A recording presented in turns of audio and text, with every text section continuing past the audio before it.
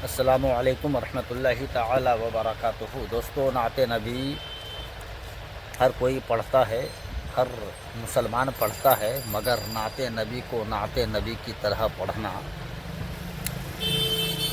हर किसी के बस के बात नहीं है। ये वही पढ़ सकता है जिनके सीने में मोहब्बत रसूल कूद कूद के भरी हुई होगी। जैसा कि आप मुलाहिजा करें और सुने, समाअत करें, हज़रत हसन रज़ा जामई को समाअत करें।